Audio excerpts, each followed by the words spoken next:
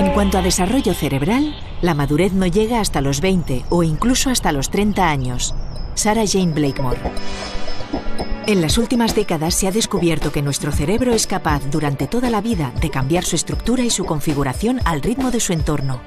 El mensaje de redes de hoy es: ejercita tu cerebro, puede cambiar, nunca es tarde. Eduardo Punset nos revela en esta clave, junto a la neurocientífica Sarah Blakemore, las evidencias de la plasticidad del cerebro humano y cómo en los últimos años la neurociencia va a tener mucho que decir en las escuelas.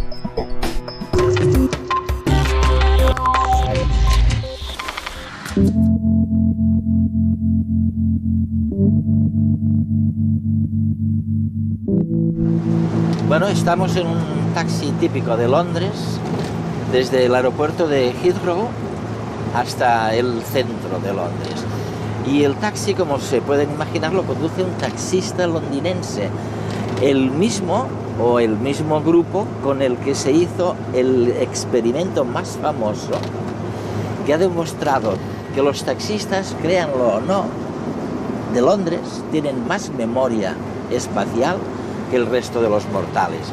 El segundo experimento se hizo con músicos, también en Londres, y en ellos se descubrió que unas conexiones cerebrales muy específicas se desarrollaban más con el ejercicio memorístico de acordarse de las notas, se desarrollaba más que en el promedio de la gente. O sea que gracias a los taxistas y gracias a los músicos, hoy sabemos, nos regodeamos con este concepto de la plasticidad cerebral que permite, en pocas palabras, aprender en contra de lo que se creía, aprender durante toda la vida de una persona.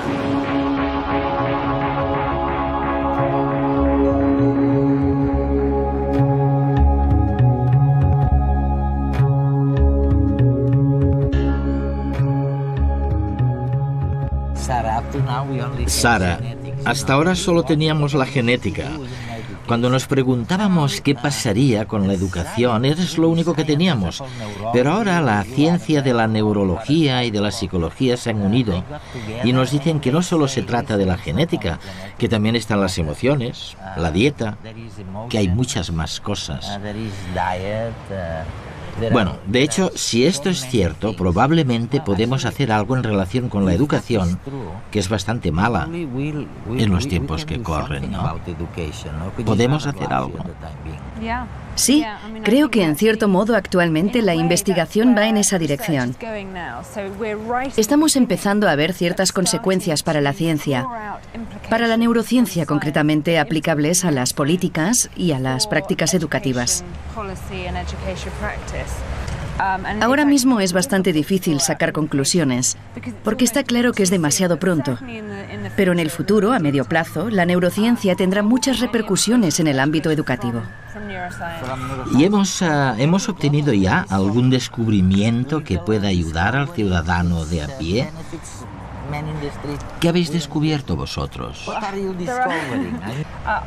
Nuestros estudios se centran en ver cómo se desarrolla el cerebro. Es una ciencia realmente nueva, de hecho, solo existe desde hace unos 5 o 10 años, desde que utilizamos tecnología como la neuroimagen, las resonancias magnéticas cerebrales, que nos permiten hacer un escáner del cerebro de una persona viva para ver cómo se desarrolla este a lo largo de la vida. Y estos estudios de investigación muestran claramente que el cerebro sigue desarrollándose durante décadas, y una etapa del desarrollo especialmente crucial es la adolescencia. Y es una crisis, real. Bueno, lo es. Se ha escrito mucho sobre el tema desde hace siglos, pero lo que no sabíamos es por qué la adolescencia representa un periodo de crisis, de transición cerebral. Un periodo en el que la conciencia de uno mismo, la influencia de los semejantes, la asunción de riesgos, todas estas cosas cambian. Hace una década la mayoría lo hubiese asociado con cambios hormonales. Pero ahora los estudios de neurociencia están demostrando que no solo cambian las hormonas, sino que durante este periodo también se producen cambios drásticos en el cerebro. Se produce, me dicen, una extraordinaria poda de neuronas durante la adolescencia, ¿no? Hace unos 10 años se publicó el primer estudio sobre el desarrollo del cerebro basado en una resonancia magnética. Fue la primera prueba de que durante la adolescencia se producen muchas cosas relacionadas con el cerebro. Y desde entonces se han publicado cientos de artículos con muchísimas muestras. Miles de niños a los que se les practica una resonancia cerebral cada tantos años y que revelan que hay muchas diferencias entre un cerebro infantil y un cerebro adulto. ¿El nuevo concepto cuál es entonces? Es la plasticidad del cerebro, a diferencia de lo que se pensaba, de que con la edad las neuronas dejaban de crecer. Ahora resulta que no, que la edad no es un obstáculo y que seguimos aprendiendo y cambiando de distintas formas, pero durante toda la vida. Aprendemos durante toda la vida. Sí, es cierto. El desarrollo, los cambios en el número de conexiones celulares y también en la velocidad con la que las células se pueden comunicar. Parece que todo va cambiando de forma natural durante décadas, o más incluso. Y además existe otro tipo de plasticidad que surge cada vez que aprendemos algo nuevo. Cada vez que aprendemos una palabra nueva o un nuevo rostro, algo cambia en nuestro cerebro. La fuerza de las conexiones entre las células cambia. Y sabemos que podría seguir así para siempre, durante toda la vida. El tiempo. ¡Ay, el tiempo! Desde que nacemos vamos acumulando horas, días de felicidad.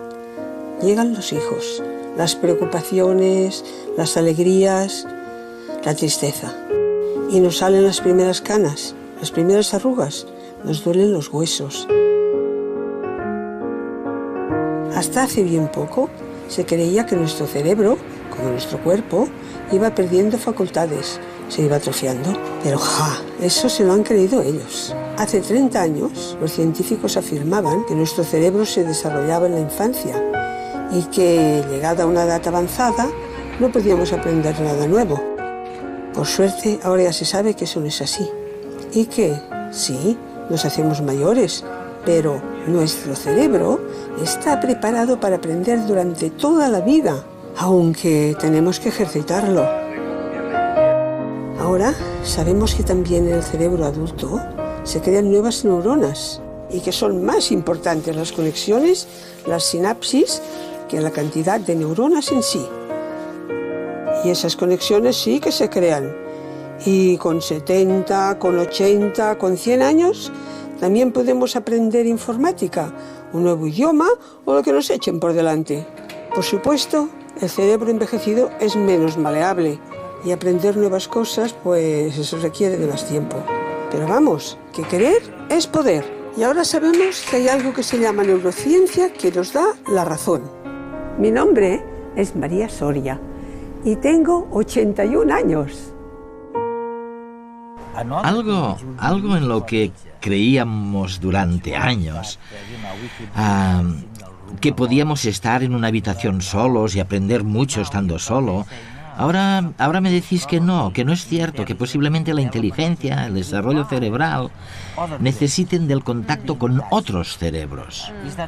¿Es verdad?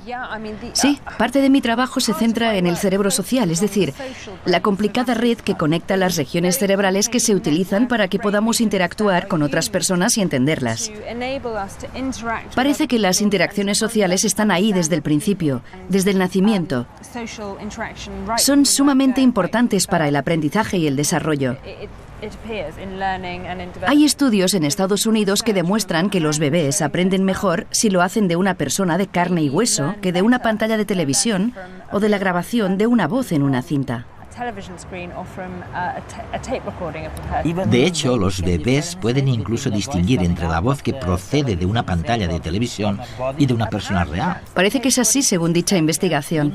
¿Sabes lo que me parece más sorprendente de todo? Pues que los bebés de hasta 6 meses de edad pueden distinguir el rostro de un mono del de otro mono y luego pierdan esta capacidad. ¿Pierdan dicha capacidad, sí? ¿Por qué crees que un bebé necesita distinguir la cara de un mono de otro? No es que los bebés necesiten diferenciar un mono de otro. Lo que ocurre es que cuando nacemos podemos percibir cada sonido y cada rostro. Pero perdemos la capacidad de distinguir, por ejemplo, entre rostros y sonidos que no están demasiado presentes en nuestro entorno. Por ejemplo, un bebé humano no tendrá que ver rostros de monos. Por eso no tiene sentido que invierta mucha energía cerebral en diferenciar las distintas caras de los monos. Y entonces probablemente se pierden las conexiones que le permiten procesar las diferencias entre estos rostros. Mientras que las conexiones restantes, las que permiten distinguir entre rostros humanos, se ven reforzadas.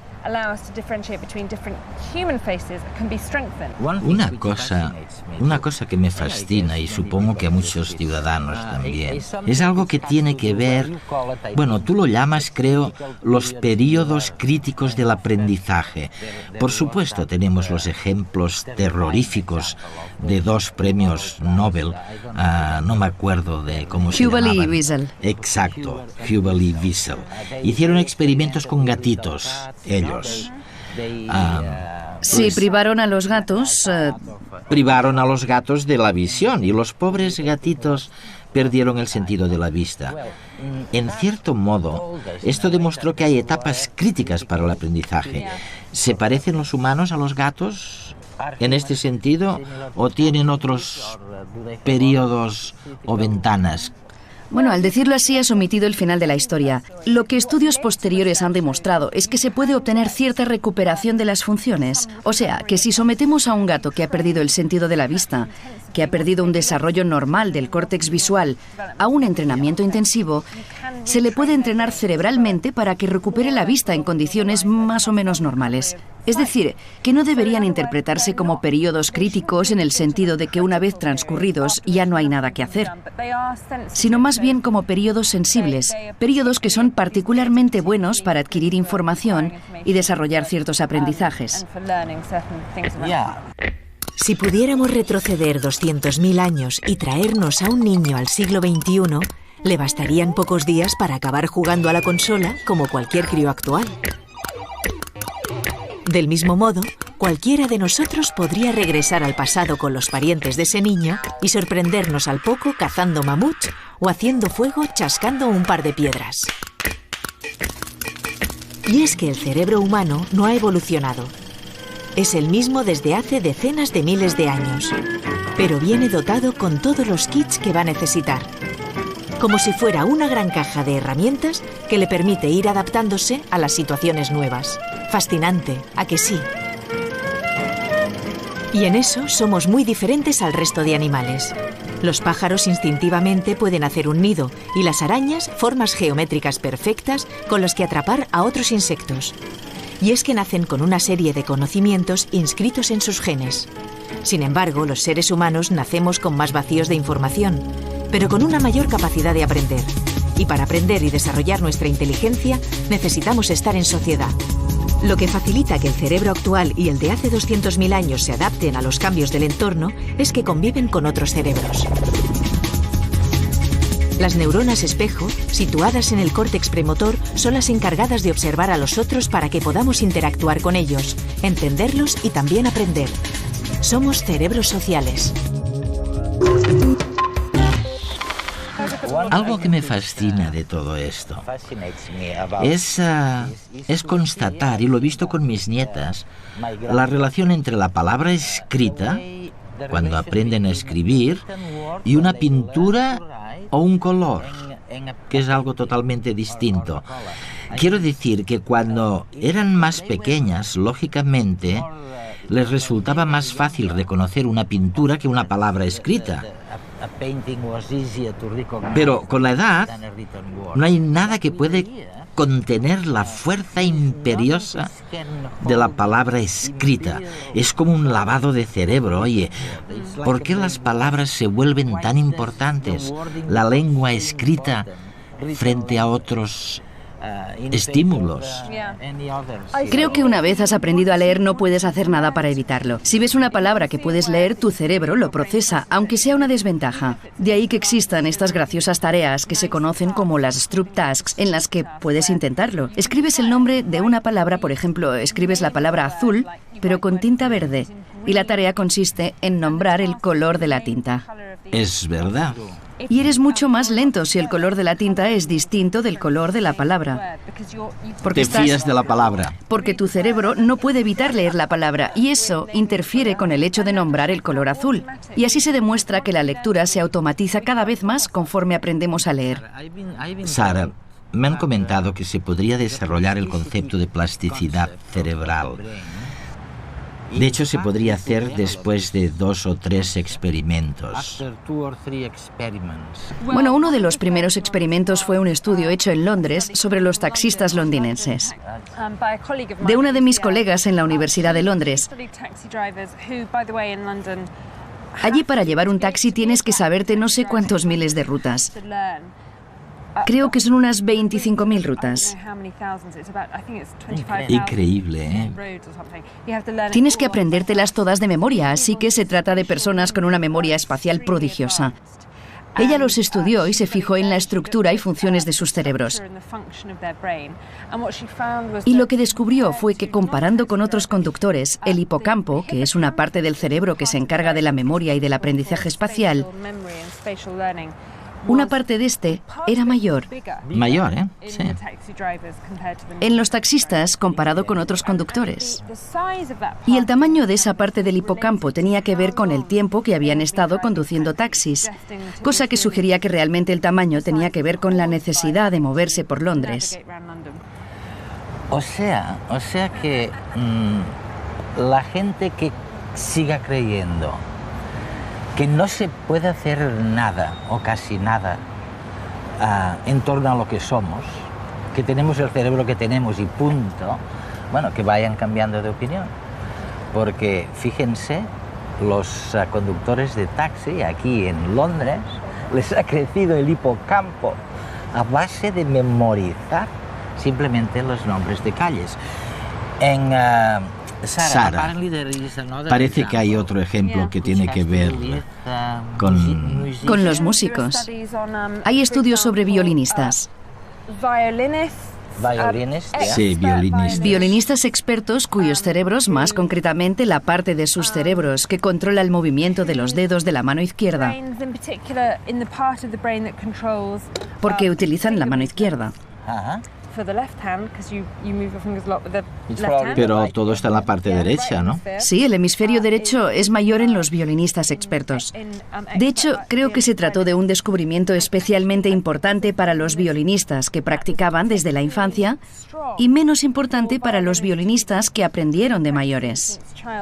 De mayores, me dices. Además, actualmente hay estudios muy interesantes sobre las personas que aprenden a hacer malabarismos, que aprenden a hacer juegos malabares con pelotas. Si comparamos el cerebro de personas antes de que hayan aprendido a hacer malabarismos y después de 3 meses de aprendizaje, la parte del cerebro que interviene en el procesamiento de los movimientos visuales, el hecho de tener que seguir la trayectoria de la pelota, incrementa el tamaño del cerebro. Y algo interesante es que si dejan de practicar durante 3 meses, el cerebro se encoge y vuelve a su estado original. O sea que tiene mucho que ver con este concepto de la plasticidad cerebral. Hay que entrenar el cerebro y seguir practicando, porque si no, vuelve a donde estaba. De la misma forma que cuando practicamos un deporte se desarrollan más determinados músculos, en la última década técnicas como la resonancia magnética han permitido ver que con el cerebro pasa algo similar. Ahora se puede medir la actividad cerebral de una persona mientras ésta desarrolla una tarea y ver de qué forma el sistema nervioso se adapta continuamente a las circunstancias cambiantes, cuando aprende una nueva lengua, una habilidad, una ruta distinta hacia casa o al ver una cara nueva. Y como en el caso del deporte, los cambios de la estructura del cerebro van asociados a su uso. Cada día recorren la ciudad, se manejan por un entramado complejo de calles, avenidas y rondas. Recuerdan que hay obras en una zona determinada y las sortean.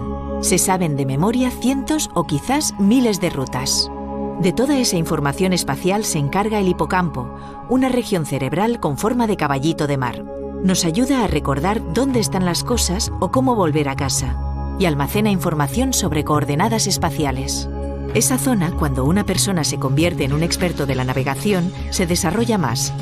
Por eso, en un taxista es mucho mayor que en un conductor normal de la misma edad y sexo. El tamaño depende del tiempo que lleva conduciendo el taxi y usando a fondo su memoria espacial. Lo interesante de esto es que ahora se sabe que todos podemos ejercitar nuestro hipocampo para mejorar la memoria espacial y la navegación. La parte del cerebro que procesa la música está situada a ambos lados de la cabeza, muy cerca de las orejas. Se denomina córtex auditivo y en los músicos puede ser hasta un 25% más grande que en las personas que jamás han tocado un instrumento. Y como ocurre en taxistas, el tamaño del córtex auditivo depende de los años que lleve esa persona dedicada a la música. Pero este no es el único cambio en su cerebro. También las regiones que controlan el movimiento y el tacto se transforman como consecuencia del uso. Cuando el dedo toca una cuerda, este estímulo sensorial activa neuronas en el córtex sensomotor del lado opuesto.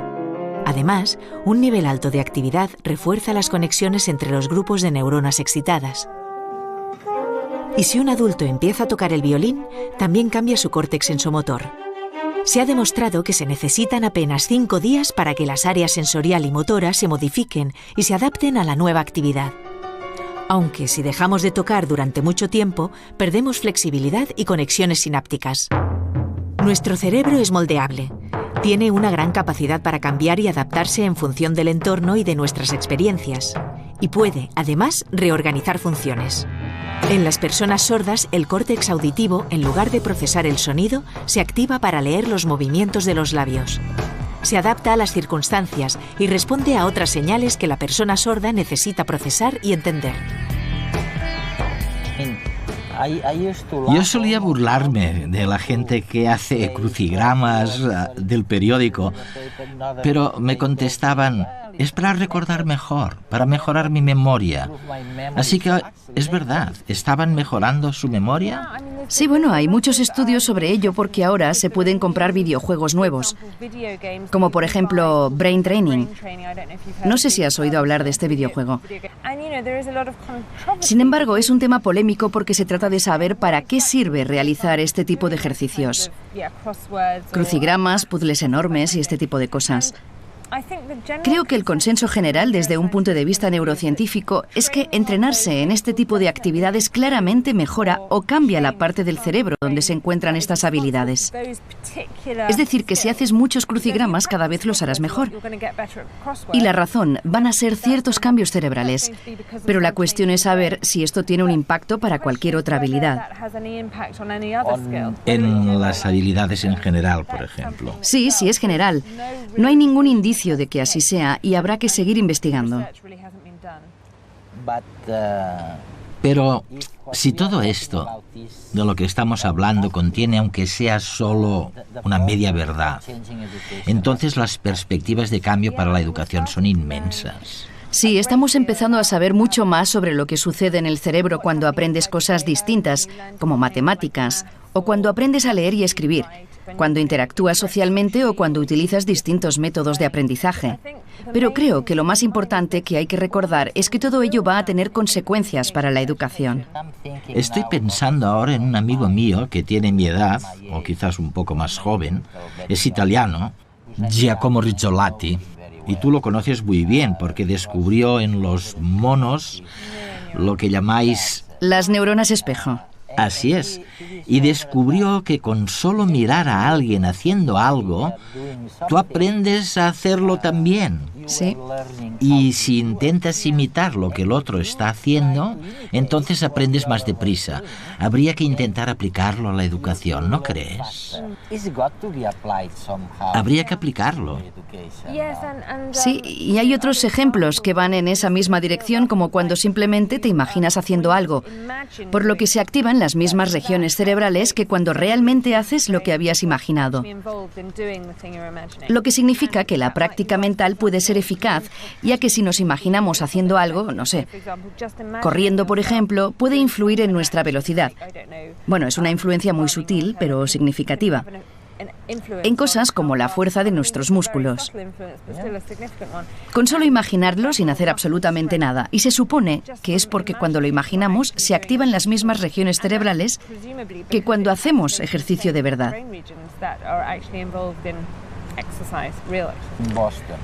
Recuerdo que en una ocasión me encontraba en Boston, en Estados Unidos, y estaba con uno de los mayores expertos en nutrición del mundo. Y al final de la conversación me dijo: mire, Eduardo, la nutrición y la dieta son muy importantes para la salud, pero hacer ejercicio es todavía más importante. Esto es lo único de lo que estamos seguros.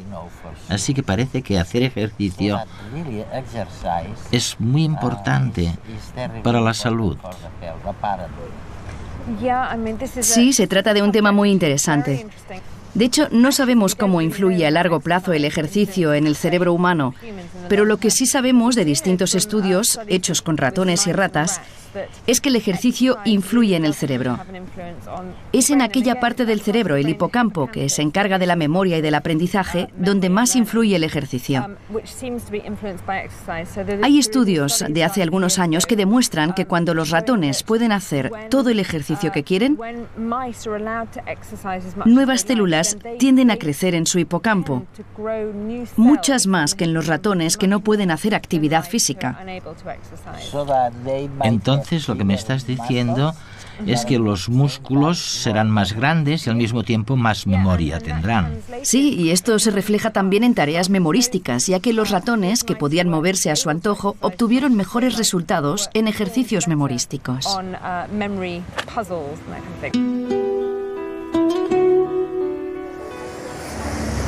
Estamos descubriendo por primera vez que es cierto que existen periodos críticos en el aprendizaje de una persona. Hay idiomas, hay cosas que es mejor aprenderlas en una edad determinada que en otras. Bueno, otro descubrimiento. Estamos viendo que realmente es prácticamente imposible aprender solo. Uno aprende cuando se relaciona con los demás. Y esto echa por tierra cosas que habíamos creído durante centenares de años. Es la gran revolución educativa, o más bien es la gran revolución de la entrada de la ciencia en el sistema educativo. Sería muy útil enseñar a los jóvenes en el instituto cómo se desarrolla su cerebro. Sarah Jane Blakemore.